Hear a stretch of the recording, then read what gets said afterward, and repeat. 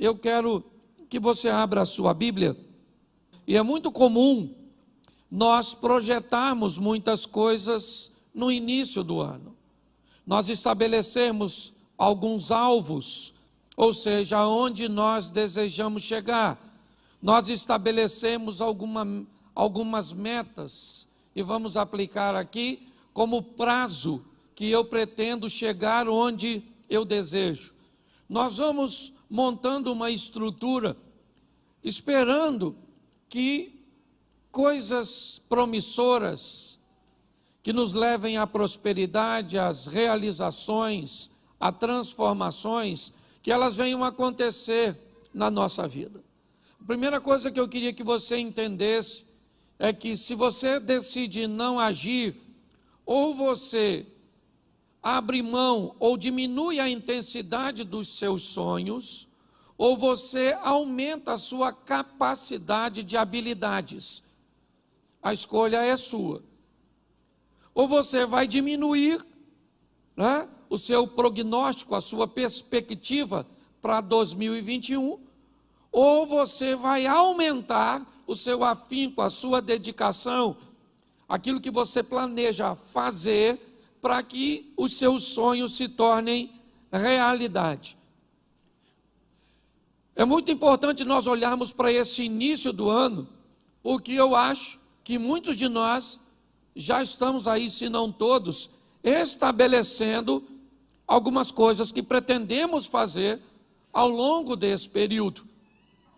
Nós aprendemos aqui no projeto Recomeçar, e este é o ano do recomeço, a possibilidade de você fazer novamente, porém agora de uma forma assertiva.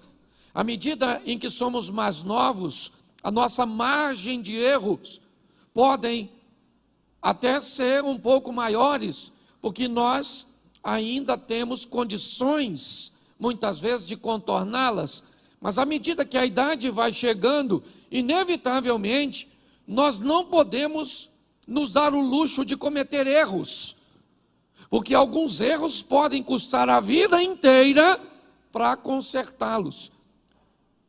E forças e dedicação que deveriam ser canalizadas para a realização de projetos futuros, acabam sendo realizadas ou canalizadas para corrigir questões do passado.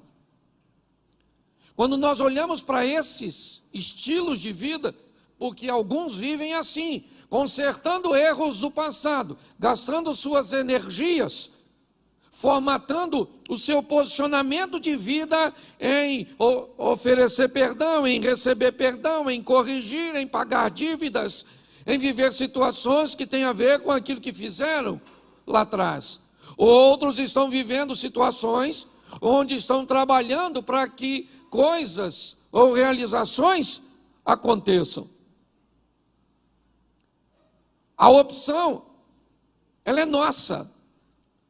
Nós é que decidimos o que nós vamos fazer.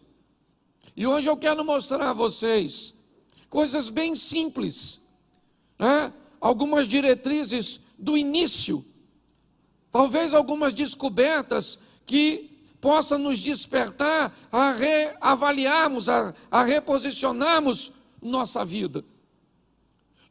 Eu costumo dizer que existem 3 máximas na vida de um ser humano. A primeira e mais importante delas: onde eu vou passar a minha eternidade. Não tem nada mais importante que isso. A vida aqui é passageira, passa rápido. Hebreus 9, 27, ao homem está determinado morrer apenas uma vez, vindo depois da morte o juízo. Salmo 90, verso 10, certo? O homem vive 70 anos, se for robusto, ele vai até os 80, onde a maioria dos dias são canseira e enfado, porque tudo passa rapidamente. A Bíblia está nos dando uma direção: a sua vida é única, a sua vida é curta e a sua vida é rápida. Você não tem margem de erros. Nós precisamos ser cautelosos, seja prudente como as serpentes e simples como as pombas. Vigiai e orai, a vigilância precedendo um sistema de defesa, para que venhamos fugir do erro. Porque, como eu digo e disse, nós podemos gastar muito tempo para corrigi-lo. Quando olhamos para isso, o que eu quero mostrar a você hoje é que nos 4 capítulos da Bíblia, no início, nós vamos descobrir algumas coisas que eu gostaria de pontuar para você. Entendendo que a Bíblia tem duas preocupações. Uma e principal, com vida eterna. Por isso a primeira máxima é onde eu vou passar a minha vida eterna.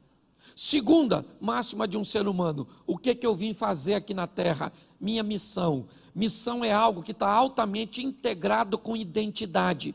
Quem não descobre o que veio fazer, tem dificuldade de saber quem é. Pessoas confusas no que diz respeito às suas identidades, inevitavelmente, elas têm problemas, certo? Com sua missão.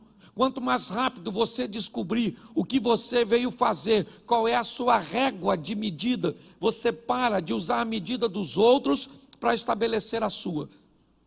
E terceira máxima, com quem eu vou viver aqui na terra? Seu casamento. Para mim são as três máximas que regem a vida de um ser humano. Onde eu passo minha eternidade, qual é a minha missão, que automaticamente vai revelar minha identidade, e com quem eu vou casar. Ok? Então, se você casar errado, e essa vai para os solteiros, porque se você casou já, hashtag chupa essa manga. Ok? Mas se você é solteiro, preste atenção nesse negócio. Certo? Quantos solteiros tem aqui? Levante a mão. Isso, Deus te conserve, te abençoe. E se você conseguir viver desse jeito, viva. Se cansar de ser feliz, vem sofrer com a gente. Ok? Então preste atenção. A Bíblia tem uma preocupação importantíssima. Vida. Jesus disse, eu vim para que tenham e a tenham em isso. Duas coisas Jesus veio nos oferecer de forma muito eficiente. Uma, vida eterna. Ele veio para vencer o poder da morte e do caos e fazer com que o nosso nome seja escrito no livro da vida. Ok? Segunda, ele veio para nos oferecer uma vida abundante aqui na terra, onde nossa margem de erro diminui, para que possamos potencializar nossas ações em realizações futuras. Mas eu comecei a observar que os inimigos da humanidade, eles são antigos. Que quando nós olhamos para os primeiros capítulos da Bíblia, nós já vamos receber algumas direções, que se respeitarmos e colocarmos em prática, vamos ter uma qualidade de vida legal. Por favor, entendam o que eu vou dizer. Ah, pastor, o mais importante para mim é ir para o céu. Não é para você que é isso que é mais importante, é para todos os seres humanos. A coisa mais importante é a nossa salvação. Só que tem algum valor agregado nisso, que nós precisamos decidir se queremos para a nossa vida ou não. E pior, se não queremos, não marginalizar e não penalizar com posturas e posicionamentos incorretos de quem resolveu aceitar. Quando Jesus diz, eu vim para que você tenha vida e tenha vida em abundância. Esse texto refere-se à vida terrena, porque a vida celestial, ela já é abundante. Se você se prender e dizer para mim ou para qualquer, pastor, meu negócio é ir para o céu, eu não estou preocupado com outra coisa, não tem problema nenhum, até porque você resolveu escolher uma parte extraordinária, buscar primeiro o reino e a sua justiça. O restante tudo é passageiro. Então você tem todo o direito de dizer, pastor, eu não quero saber de prosperidade, eu não quero saber de felicidade, eu não quero saber de nada. Eu quero saber que meu nome está escrito no livro da vida e eu já estou satisfeito, estou só esperando Jesus voltar ou eu morrer. E está joia. Tem algo de errado nisso? Claro que não. Só que a Bíblia também diz que Deus nos oferece aqui nessa terra vida abundante. Jesus disse isso a Pedro. Se você abrir mão, certo, por minha causa, você recebe 100 vezes mais aqui na terra. Então, como é que nós conseguimos alcançar esse estilo de vida de alta performance, de resultados extraordinários? em todas as áreas. E por favor, tira esse R cifrão da frente, porque parece que quando a gente fala isso, todo mundo já pensa logo em ficar rico.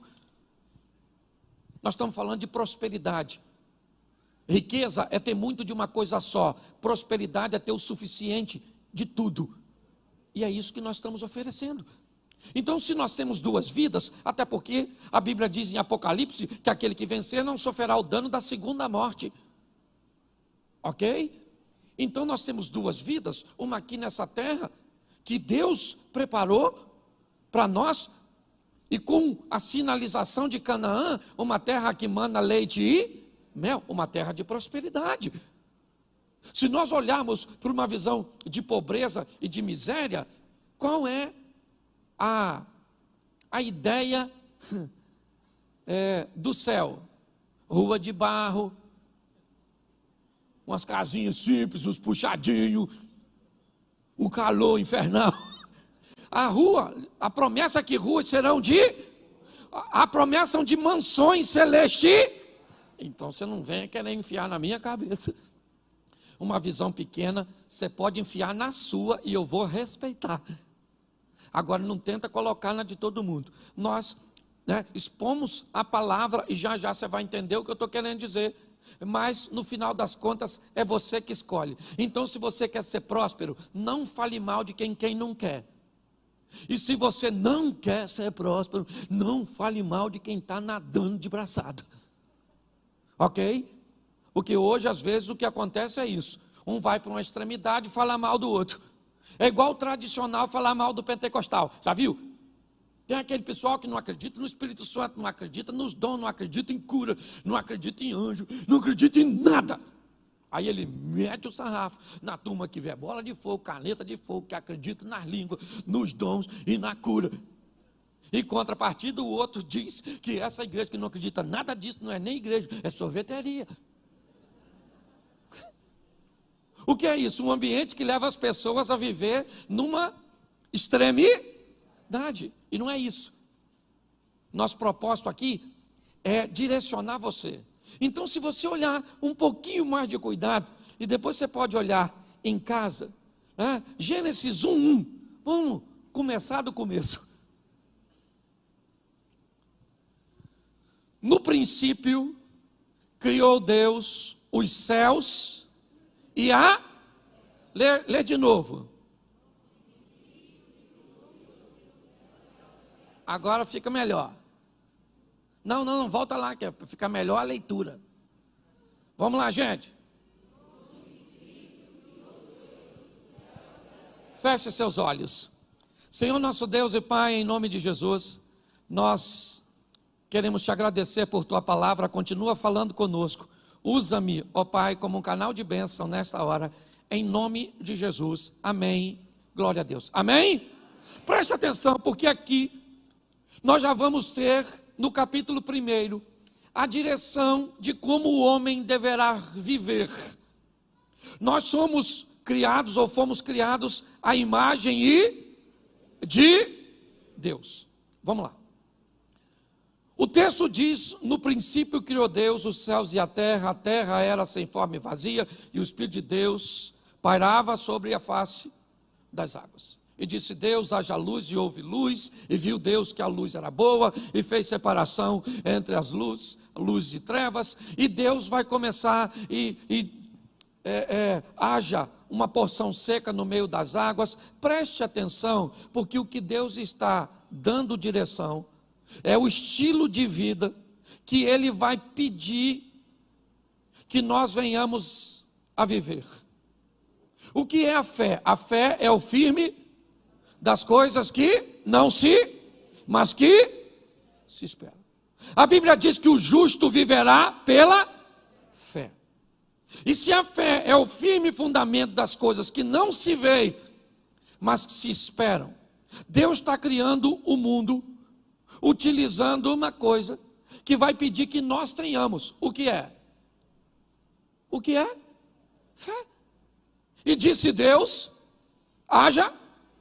A luz existia, mas passou a existir. Deus começa a chamar à existência as coisas que não existem como se ela já existisse. Quando nós olhamos o início do Gênesis, é ali que nós vamos entender que estilo de vida nós precisamos trilhar. Porque preste atenção, o justo vai fazer o quê? O justo vai fazer o quê? Viverá. Preste atenção. A fé para nós não é um momento. A fé para nós é um estilo de vida. O justo viverá pela fé. Ah, pastor, eu não sou justo porque eu sou pecador. Quando a Bíblia diz o justo viverá pela fé, ela está querendo dizer o justo é todo aquele que foi justificado por Jesus, não aquele que não tem erros. Cuidado com a aplicação literal de uma palavra que ela pode atrapalhar a sua vida. O que é um justo na Bíblia? Quando a colocação é: Jó era um homem justo, sim ou não? Sim ou não? Mas ele cometia erros, sim ou não? Sim, mas a Bíblia diz que ele era justo. Qual era a justiça desse homem? Acreditar que havia um Deus cujo qual ele servia. O que a Bíblia está nos dizendo no capítulo 1 é: nós precisamos entender que o nosso estilo de vida vai ser de fé. A nossa vida vai depender da nossa fé. Ou seja, aquilo que faz com que acreditemos em coisas que ainda não aconteceram, mas nós temos certeza de que o nosso Deus está no controle de tudo e Ele vai agir a nosso respeito. Amém? Sem fé é agradar a Deus. O modelo de criação é baseado na fé. Eu não estou dizendo que Deus tinha fé, eu só estou dizendo que Ele está utilizando uma forma de criação para nos ensinar o que é fé. Chama as coisas como se elas já existissem. Jesus disse isso, quando foi resolver o problema de Lázaro: eu bem sei que tu sempre me ouves, mas eu estou fazendo dessa forma para oferecer exemplo para outras pessoas. Então o que a Bíblia está formatando no início aqui?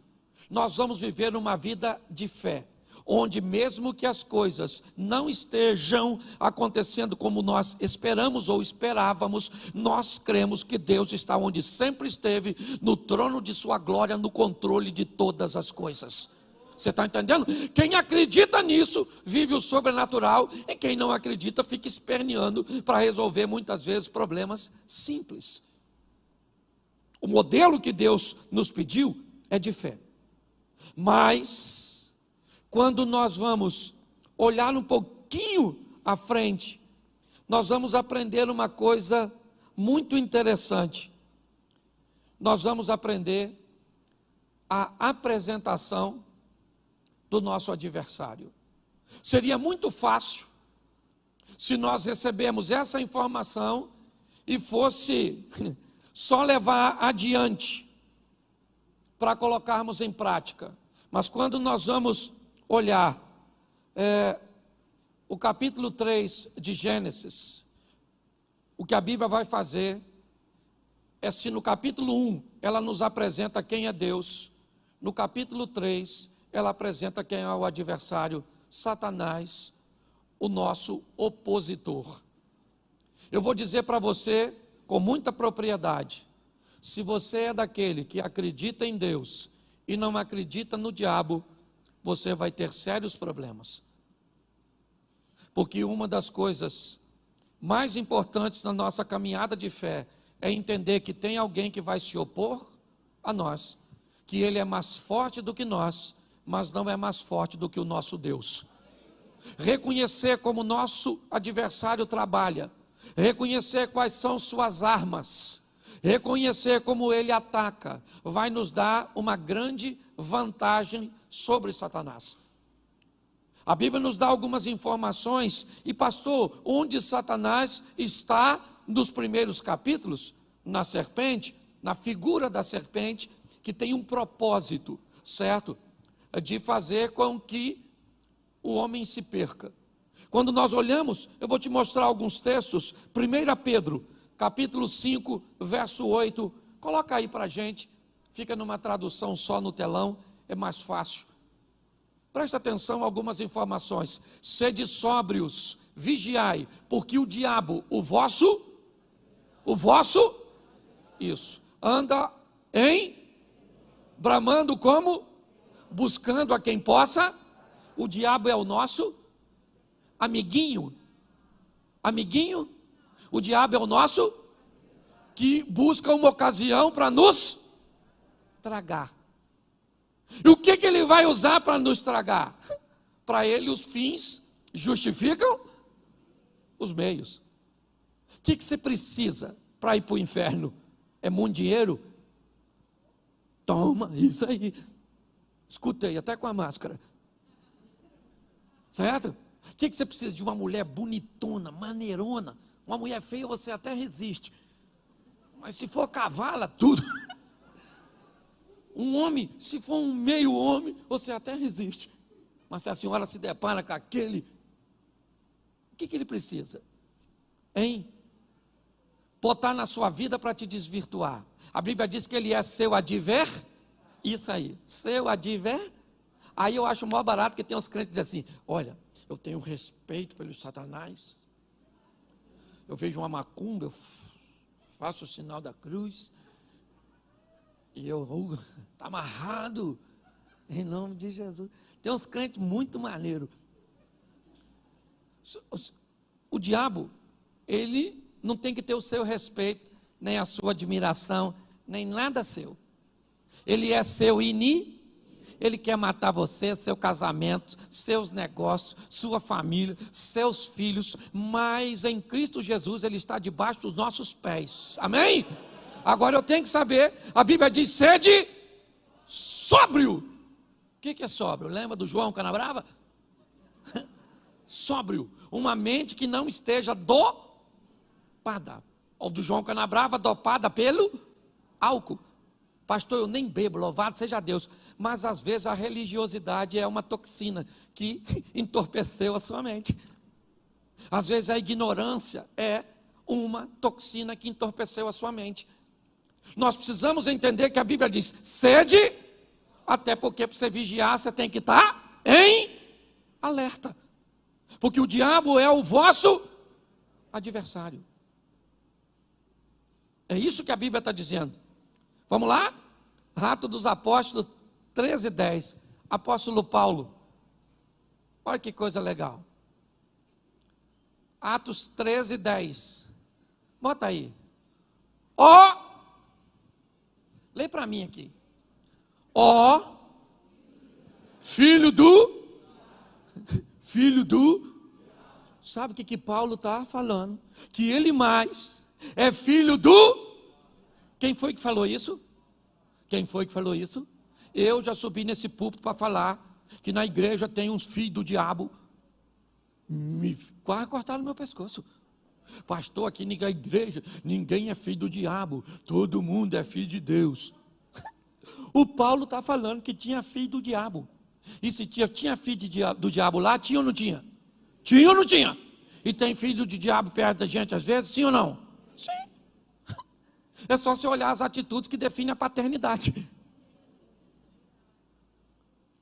Eu preciso preparar você, porque às vezes a gente pensa, certo? Que todo mundo é gente boa. Deveria ser, porque a imagem é a semelhança de Deus. Mas tem uns irmãos, nem posso chamar de irmão, tem uns parentes nossos, entendeu? Que deve ser filho do adultério. Uns filhos do Satanás. E às vezes eles estão onde? Dentro da igreja. Porque tem joio no meio tem cabrito no meio das. Isso aí, gente. É isso aí. A palavra está forte que a criança se sentiu. Não, é assim mesmo. Ok? Então entenda bem. A Bíblia tem filho do diabo no seu trabalho. Tem ou não tem? Na rua onde você mora, na igreja que você frequenta, na sua família, os filhos do diabo que é parente. Ou seja, é só nós mudar o comportamento que vira filho do diabo também. Então, por favor, quando eu falo isso, e falo isso de uma forma mais veemente na igreja que eu pastoreio, para você que está assistindo, aqui é a igreja que eu sou pastor. Então eu falo, e aí na internet também tem. Filho do diabo. Achou que era só aqui onde eu estou pregando? Também tem. Porque tem em todo lugar. O diabo tem funcionário. Às vezes, não full time. Tempo integral. Mas às vezes freelance. Os motoboys do Satanás. Os Uber. Faz um serviço assim. Sabe? Nós precisamos entender, Ele é nosso o nosso Deus é o Todo-Poder, o Criador, amém? Isso, que nos ensina a vivermos pela fé, ter uma vida de fé, e não um momento, ok? Fé é o quê? Acreditar naquilo que ainda não é concreto, mas nós cremos que vai acontecer. Posso ouvir um amém da igreja? Isso. Dizem que não tem cura para a doença que você está enfrentando, mas você acredita que tem, Deus vai liberar uma palavra e a cura vai acontecer. Está num ambiente onde todas as portas estão fechadas e a situação econômica do país não gera possibilidade de que você se reintegre no mercado de emprego e que as coisas... Isso é todas as informações que os olhos veem, mas os céus é mais poderoso do que tudo isso e abre porta onde portas não existem, porque nós vivemos pela fé.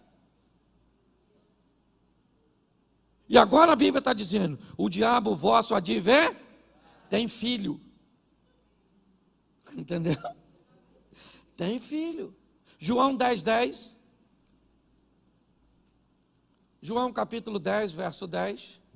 O ladrão não vem senão roubar, a matar e a...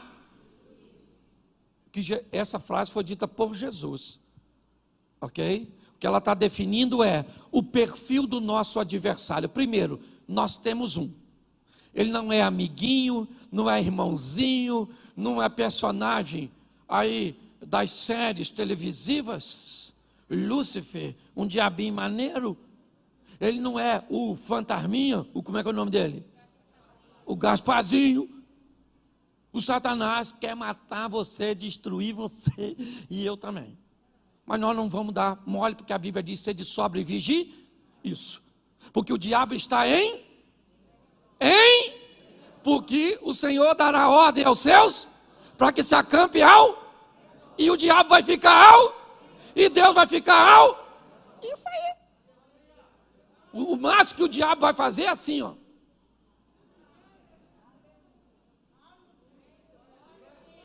Olhar você viver o extraordinário na presença de Deus e cercado pelo Senhor. É isso. Não dá mole, porque se você for lá fora, ele te arrebenta. Quem já foi sabe. Volta tudo ferido. Eu tenho um cachorro lá no meu sítio que está atravessando esse problema. O lourinho. Lá no sítio tem comida, tem segurança, tem tudo. Tem a espingarda, nós tem, para espantar. É de chumbim, mas tem. O lourinho foi lá na mata. Se meteu com o bicho. O bicho arrebentou. Hoje tive que mandar botar uns remédios nele aqui, que arde. Quase chorei enquanto eu estava tomando banho para vir para a igreja. De tanto que ele chorou. Mas no final eu fiquei com pena do lourinho não. Porque eu pensei, lourinho é um otário. Lá na mata tem filho do diabo. Arrebentou meu cachorro. Quem quiser ver, pode ir lá, não estou contando história não. Lourinho está lá, amuado. Eu não posso nem falar onde é que feriram ele. Que senão vai ficar mais feio ainda. Então a função do diabo é destruir a nossa vida. Roubar, matar e destruir. Mas ele está porque Deus está e se Deus é por nós, isso é bonitinho de falar. O negócio é agir para que isso entre em cena. Sabe o que o diabo disse para Deus quando Deus perguntou: tem de vista o meu servo Jó? O diabo: tenho, de longe, porque o Senhor não deixa eu mexer em nada dele. Olha o que o diabo está falando. Esse cara vive de um jeito onde seus anjos acampam ao redor dele, e eu não tenho como entrar. Nossa casa vai ser desse jeito esse ano, nossos negócios vão ser desse jeito esse ano, nossa igreja vai viver assim esse ano, amém? Isso. Agora, isso não se conquista com isso, isso só se conquista com isso. É de joelho que nós trazemos a presença de Deus para a nossa vida e para a nossa casa. Deus está apresentando o nosso adversário. Ele tem filho? E ele quer o quê? E destruir. Amém? Amém? Então, mas vamos aqui agora para algumas armas que nós temos que enfrentar ao longo da nossa caminhada cristã. Ela também está no terceiro capítulo, porque no capítulo 1 e 2 nós vemos a criação. Deus chamando a existência, criando todas as coisas, certo? Mas no capítulo 3 nós recebemos inicialmente de forma prévia a exposição do nosso adversário. Mas quando nós vamos olhar o que eles enfrentaram no Éden e como agiram, é bem semelhante ao que nós vivemos hoje. Eu acho que vale a pena dar uma olhada. Uma das coisas que o casal que originou a humanidade enfrentou, que nós enfrentamos de uma forma muito veemente, Gênesis capítulo 3, verso 6. Preste atenção. E vendo a mulher que aquela árvore era boa para se comer, e agradável aos olhos, e árvore desejável para dar entendimento, tomou do seu fruto e comeu, e também deu ao seu marido, e ele comeu com ela. Preste atenção, deixa o texto aí, por favor. Primeira coisa que eles enfrentaram como oposição, ainda é o que nós enfrentamos até hoje, e que tem derrubado muitos de nós: o desejo pelo proibido. Eva, a mulher, olha para uma árvore e se sente atraída por ela. Aquela árvore era um local proibido, mas ela se sente atraída por aquilo que é proibido. Esse não é um problema de Eva, esse é um problema que a humanidade enfrenta o tempo inteiro. Você vai ter que lidar com Davi, o homem segundo o coração de Deus, desejando o proibido. Você vai ver reis perdendo seu reinado porque desejaram coisas que lhe eram proibidas. Quando nós olhamos para essa situação, ela ainda é o nosso inimigo hoje. Grande parte dos problemas que temos está condicionado no desejo que temos pelo proibido. Se nós entendermos isso, como vamos nos comportar mediante aquilo cujo qual Deus nos proibiu, isso define fracasso ou sucesso na nossa caminhada cristã. Muitos dizem que os desejos que eles nutrem pelo proibido são mais fortes do que eles, mas isso é mentira, porque a Bíblia diz que a tentação nunca será maior que o poder do escape. Então, se você quer dizer para mim que o seu desejo por sexo, por drogas, pelo que for que te separa de Deus, é mais forte do que o poder de Deus na sua vida, talvez simplesmente pelo distanciamento que você estabeleceu de Deus. Desejo pelo proibido. E muito pior do que é o desejo, é como as pessoas se comportam depois de descobertas. Acã, ele tem desejo pelo proibido, uma capa, o ciclo, as taças. Ele pega e esconde, porque o proibido precisa ser feito escondido. Pastor, como é que eu sei que alguma coisa é proibida? É simples, é só você olhar se existe luz para que ela seja exposta. Por que muitas pessoas escondem seu aparelho telefônico? Por que pessoas que deveriam oferecer acesso a todos, a seus, uma parte de seus dados? Eu entendo que tem informações de negócios, business, certo? Muitas pessoas, mas grande parte enfrenta problema por quê? Por causa do proibido. E se alguém faz algo proibido, é como Eva. Primeiro, olhando aqui, até mesmo para o Éden, apesar de nós olharmos inicialmente e ver apenas um casal, as coisas ainda continuam do mesmo jeito. Todas as vezes que fazemos algo, que queremos algo, fazer algo de errado, o número de pessoas que temos para desabafar ou abrir o nosso coração é muito pequeno. Porque nós temos medo. Quantas vezes Noé viu seu filho Cã pelado, nu? Mas bastou o filho ver o pai uma vez nu e foi lá fora e contou para os outros. Hoje, muitos de nós nos sentimos atraídos por situações proibidas. Que se tivéssemos alguém para desabafar, para orar por nós, ou para nos indicar muitas vezes um profissional, porque tem situação que ela é tão absurda, que precisa de um profissional para oferecer uma ferramenta que possa ajudar essa pessoa a sair dessa situação. Mas não, elas vivem em looping de remorso e a mesma postura, sabe?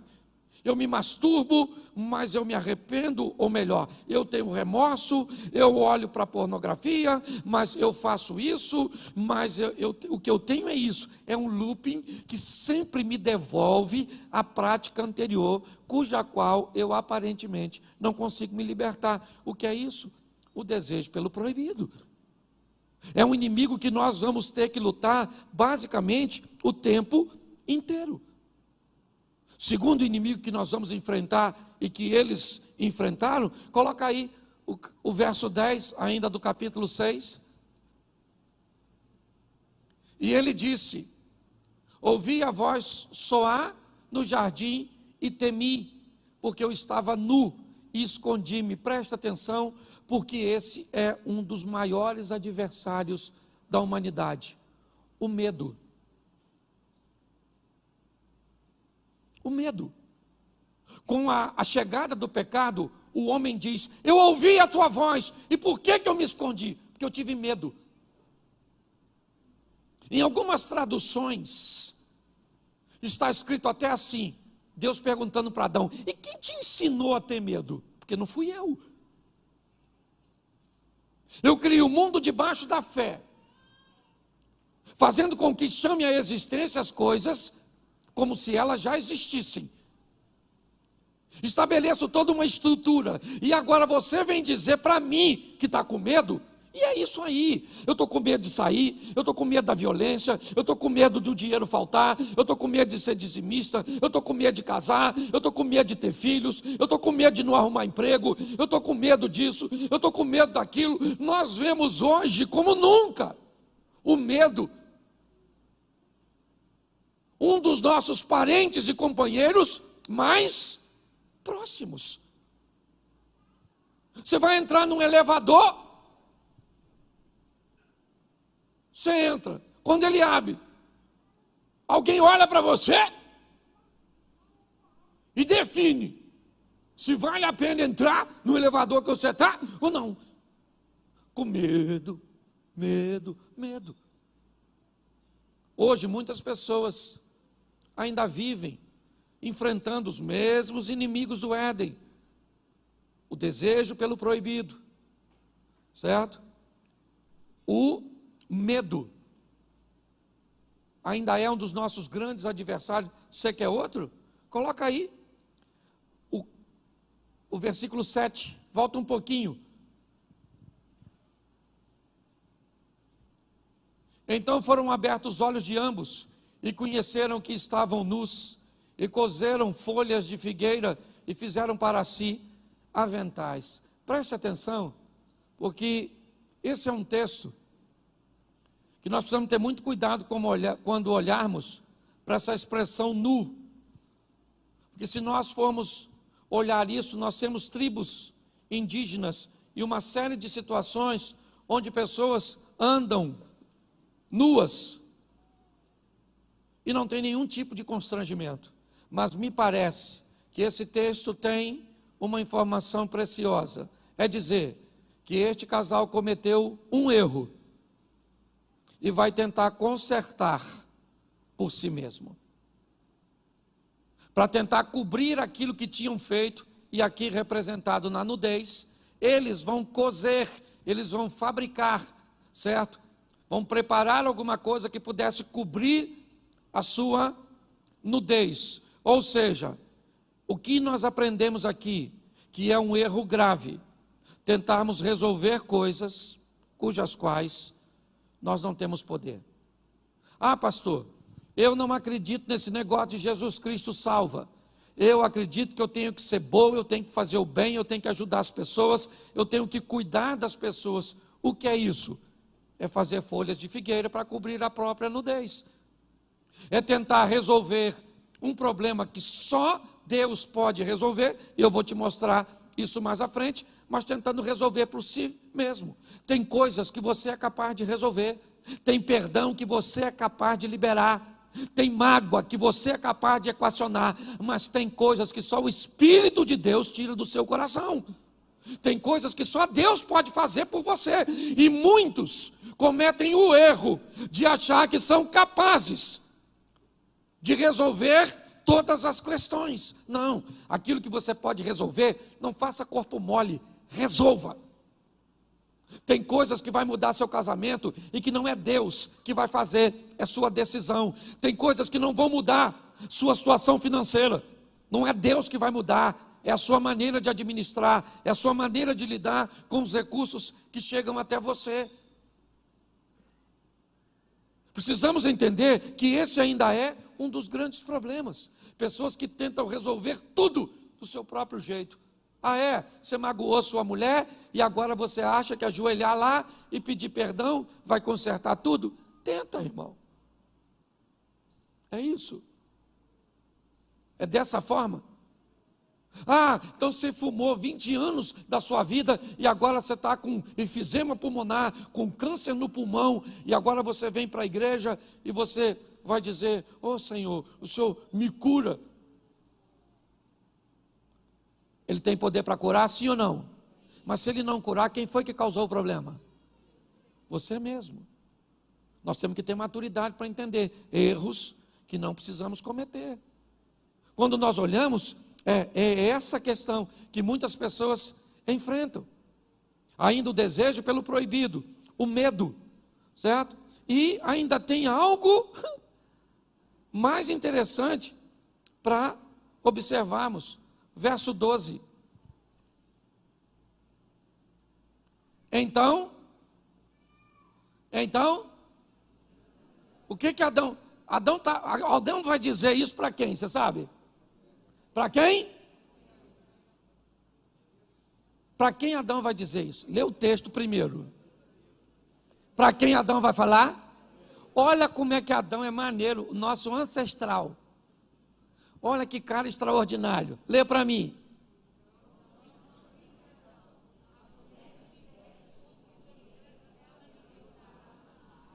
O Adão acabou de botar a culpa dos seus problemas em duas pessoas. Primeiro, em Deus. E segundo, na dona Eva. O que é isso, pastor? Isso é um adversário que nós enfrentamos há muito tempo.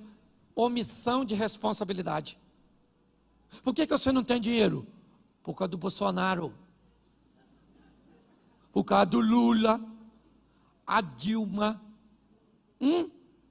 Por quê? Por que você não casou? Porque está todo mundo virando gay. Por que pensa aí. A culpa, por que você divorciou? Porque a culpa era da sua mulher. Aquela praga, aquela peste, que o senhor não tolerava. Botar a culpa nos outros, gente. Eu aprendi uma coisa naquele gabinete. Se você só ouvir a versão do Chapeuzinho Vermelho, o lobo sempre vai ser mau. Eu já escutei a visão da Chapeuzinho Vermelho. Quando o lobo foi lá, eu achei que ele era Chapeuzinho Vermelho. Eu achei que tinha trocado. Porque se tem uma coisa que as pessoas gostam de botar a culpa nos outros. Por que você não estuda? Por que você não trabalha? Isso aí. Por quê? Você não estuda porque não tem colégio. Entendeu? Você não trabalha porque está muito difícil. Você não é alguém que vai fazer qualquer coisa. Você é alguém que não pode trabalhar para ganhar 2, 3 mil. Isso é uma miséria. Você é alguém que vem nesse mundo para ser um cientista. Você só esqueceu da inteligência. Deixou no seu ponto de partida. A omissão ainda é um problema. Gente, não dá para ser. Por isso que Davi é chamado. O dia que o Davi, deixa eu lembrar você aqui. Lembra que o Davi olhou a Batseba tomando banho, chamou a Batseba, vem aqui Batseba, chega aí maneira, e tal, passou o serão na Batseba, e aí Batseba engravidou. Porque Deus também não dá mole não, pegou uma vez parece, engravidou. Sabe o que ele fez com o marido da mulher que ele engravidou? Mandou matar. Quem é esse cara? O Davi da Bíblia, o do gigantinho, acabei de acabar com a reputação dele, para você. Tem policial aqui que ele já estava preso. Aí Deus mandou Natã. Olha que Deus foi Natã, nem foi Nagol. Deus foi lá Natã e falou: Natã, dá um pulinho lá na casa do Davi, que eu tenho umas paradas para resolver, uma resenha para resolver com ele. Você vai lá e vai falar com ele que ele adulterou e matou o cara. Davi foi, Natã falou: o cara vai me matar. Deus falou: não, conta uma historinha para ele. Aí o Natã chegou lá, contou uma historinha, né? E eu acho maior barato, porque o Natã falou assim: olha Davi, deixa eu falar uma coisa com você, aqui no seu reino tem um homem que tem uma ovelhinha e o outro tem 100. Aí vem um viajante para comer na casa desse homem que tem 100 ovelhas. Davi, sabe o que ele fez? Pegou a ovelha do vizinho que tinha uma só e comeu. Davi falou: o quê? Isso é um absurdo, um assinte. Quem é esse homem? Natã falou: tem espelho aí, irmão? Esse homem é? Aí Davi falou: ai, pequei. Ah, Frozinho, preste atenção. Quando ele descobriu que estava errado, a primeira coisa que ele fez foi o quê? Salmo 51, ainda que os meus pecados, certo? O Senhor pode me dar um coração novo, uma vida nova. O cara se arrepende. Como é que nós vamos mudar de vida se o culpado não somos nós, é sempre os outros? É o seu pai, que quer acordar você cedo. E cedo você não funciona, porque você só pega depois de meio-dia. Devia ser filho de príncipe em outra vida, se ela existisse. Não, te garanto que deve ter vivido mendigo em outra época. Responsabilidade. Quem é o maior responsável? Aliás, deixa eu falar uma coisa para nós que somos pentecostal. Quem é o maior profeta da nossa vida? Quem é o maior profeta da nossa vida? Fala assim: eu. Isso. Eu sou o maior profeta. Sou eu que mando mensagens para o futuro a respeito de mim mesmo. Com o quê? Com as decisões que eu tomo, com meus posicionamentos, com minha vida com Deus. O futuro está aguardando você fazer por Ele o que você nunca fez, para Ele te dar o que nunca te deu. Está na hora, gente, nós vivemos o incrível, o extraordinário, o sensacional. Alguém parar para olhar para tu e diz: menino, tu deu sorte. Sorte é o esforço que o preguiçoso não quer fazer para alcançar o que deseja. E aí é só você ser bem sucedido. Nossa, Deus tem uma panela, é 5 colheres, é 5. Deus não gosta de mim não. Não, quem não gosta de você provavelmente é você mesmo. Aí o outro esse dia falou comigo assim: pastor, eu não concordo, porque olha só, tem gente que já nasce hoje, o pai dele pode dar um carro para ele, e outros levam a vida inteira para conseguir comprar um carro. É verdade ou não? É ou não é? Mas aí eu pergunto a você: o que o avô desse camarada fez, que hoje pode dar um carro para o filho? Talvez o que o seu avô não fez. Então, se você quer falar mal de Deus, se você quer falar mal de alguém, não fale dos outros nem de Deus, fale dos seus parentes. Meu avô era uma praga que não quis trabalhar. E hoje eu estou só... Mas quer botar a culpa em Deus. Nós precisamos levar a nossa vida, né, para um outro nível. E aqui, um outro problema que nós temos que enfrentar, gravíssimo. O problema... ainda está no capítulo 4 só de Gênesis. Olha só, se não bastasse, deixa eu recapitular aqui para você não esquecer. O desejo, me ajude aí, o desejo, a tentativa de resolver sem Deus. O medo, a omissão, ainda tem um negócio que nós temos com uma facilidade tão grande. O que é? Inveja. Você tem?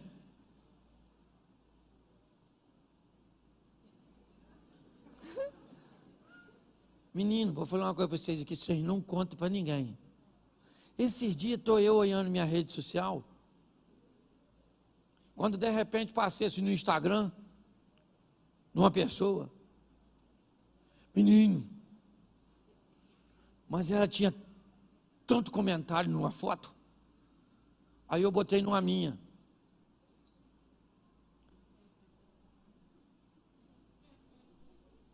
Comentário quase nenhum. Eu fiquei com a raiva. De quem? De quem? Isso me ajuda aí. Porque só eu que tenho inveja. Ninguém tem. A história do Caim e Abel ainda continua na nossa vida o tempo inteiro. É a gente medindo a nossa vida pela régua dos outros. Pare de ficar olhando o que está acontecendo na vida dos outros e trabalhe para as coisas acontecerem na sua vida. Eu estou falando para você, estava eu lá olhando. E esse movimento, até criança de 1 ano já está fazendo. Você entende? Inveja. Inveja, lembra? Eu já contei isso aqui, já estou terminando já. Eu fui viajar, eu não gosto de falar cidade porque é complicado. Né? Esse dia o Elvis veio aqui e falou que uma praia parecia um valão, que eu falei, quando ele aparecer lá, o nego vai matar ele. Eu fui numa cidade pregada do interior do Nordeste e teve um apagão na cidade. Não é, foi esse que teve agora no Amapá, Macapá, alguma coisa assim. Anteriormente, já tem um tempinho. E teve um apagão, e era no Nordeste. O Danilo Gentili fez uma brincadeira, dizendo, lá no Nordeste já não tinha água. O pessoal queria matar ele lá quando eu fui. Perguntou até se eu conhecia. Eu falei, não ando com esse tipo de gente que fala essas coisas. Tive que me esquivar. Certo? Então tem que ter cuidado. Mas eu estava numa cidade dessa aí, e o cara falou comigo assim, pastor, você não quer andar na minha lancha? Eu nem estava muito afim, mas lá é quente. Pensa num lugar assim, que você anda na rua, parece que você vai encontrar o Sadraque, o Mesaque e o Abednego. Sabe? O pessoal de lá, se for para o inferno, vai pedir uma blusa de frio. Por isso que eu não posso falar a cidade. Eu falei, eu vou. Menino, o cara me botou numa lancha, mas pensa numa lancha. E mandou eu deitar-se na frente, eu deitei, parecia aqueles modelos. E o cara com aquela lancha, eu falei, Jesus do céu. Aí no final, quando ele parou a lancha, que eu achei que já tinha acabado, ele falou, você quer me dar uma volta no meu jet ski? Eu falei, que é isso, irmão? Eu falei, você andar nisso não? Ele falou, é fácil. E fui eu andar num tal de um jet, gente. Se você acha que dinheiro não é para você, anota o número da conta aí, para você depositar na minha. Porque eu fiquei fascinado com aquele jet ski. Mas fiquei. Aí no final eu falei para ele, rapaz, jet ski maneiro. Ele falou, compra um para tu, pastor. Eu falei, que é isso, rapaz? Esse troço é muito caro. Ele falou assim, que caro nada. Quando ele me falou o preço, eu falei, rapaz, negócio maneiro. Saí de lá com a ideia de comprar um jet ski. Cheguei em casa, fui contar para quem? Para a esposa. Certo? Não sei se contar ou pedir autorização. Contar é uma maneira masculina de defender o território. Falei para minha mulher, filhas, eu vi um negócio super maneiro. que eu vou comprar para a gente. Ó, fui eu que andei, já disse que era para nós. Já dá uma confusão danada, né? Ela falou o quê? Eu falei, um jet ski, menina. É extraordinário. E ela me fez uma pergunta que eu não tinha parado para pensar. Para nós andar onde, Cláudio? Eu falei, você sabe que eu não sei? Eu só queria ter. Porque na maioria das vezes nós queremos coisas que nós, na verdade, não, mas só porque os outros, ainda é um problema nosso. Está assim de gente endividada porque compra o que não precisa para pagar com dinheiro que não tem, para mostrar para quem não gosta. E o culpado quem é? Satanás, devorador. Tem gente que está com o nome mais sujo que o do Satanás. Serasa. Você está rindo de quem? De mim? Mas você sabe o que é mais legal de tudo isso? É que apesar da inveja, da omissão de responsabilidade, do medo, da tentativa de resolver sozinho e dos desejos proibidos, por causa disso, lá no Éden, Deus expulsou o homem. Mas antes de expulsar, coloca o versículo 21, por favor.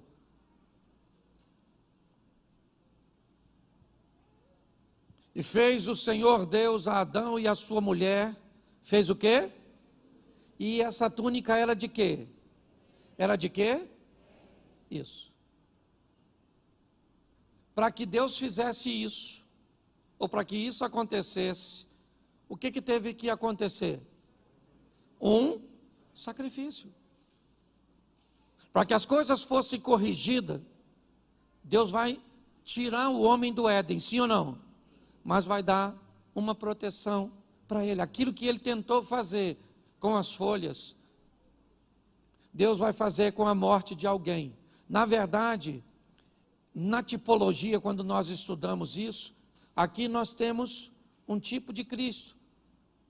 Alguém morrendo para oferecer uma cobertura, né? Ou alguém inocente morrendo para que alguém fosse perdoado. Por quê?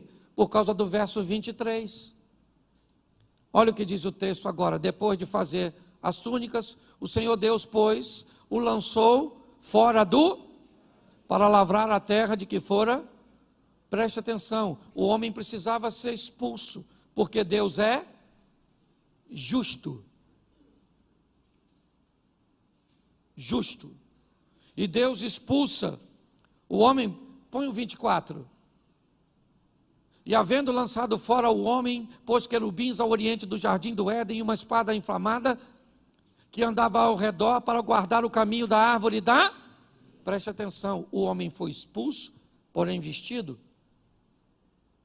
Ou seja, com sangue sendo derramado para que ele pudesse ser coberto, numa postura do Velho Testamento, para que ele não tivesse mais acesso à árvore da vida. Só que se Deus é justo, o pecado entrou por quem? Quem deu margem ao pecado? Adão. Sim ou não? Sim, eu tenho uma palavra que eu falo que para mim foi um erro de comunicação. Quando Eva está conversando com o Satanás, é fácil descobrir que ela não entende do que está falando. As informações que Adão deu a Eva, no que diz respeito a que ele recebeu, não eram fidedignas. É fácil notar que Eva não sabe o que ela está conversando, ou o que ela está defendendo, o que ela está afirmando para Satanás. Por isso, ela acaba perdendo a batalha. Quando nós olhamos para esse momento, o que nós vemos? Por um homem, ou seja, por Adão, o pecado entra no mundo. E Romanos 5,19, se a justiça vai acontecer, ela tem que ser desse jeito. Romanos 5,19, porque como pela desobediência de um só homem, muitos foram feitos pecadores, assim pela obediência de muitos serão. Por isso, Jesus não pôde usar nenhum de seus poderes para coibir o pecado. e a pressão que a desobediência exercia sobre ele na carne. Porque se o pecado entra por um homem, e Deus é justo, esse homem que veio tirar tem que ter a mesma capacidade mental, o mesmo poder que esse que permitiu a entrada, senão não há justiça. Só que Apocalipse diz uma coisa, e eu termino aqui, Apocalipse 2:7, por causa deste homem, certo, da obediência deste homem, nós podemos fazer parte ou trazer esse texto para a nossa vida. Quem tem ouvidos, ouça o que o Espírito diz às igrejas. Ao que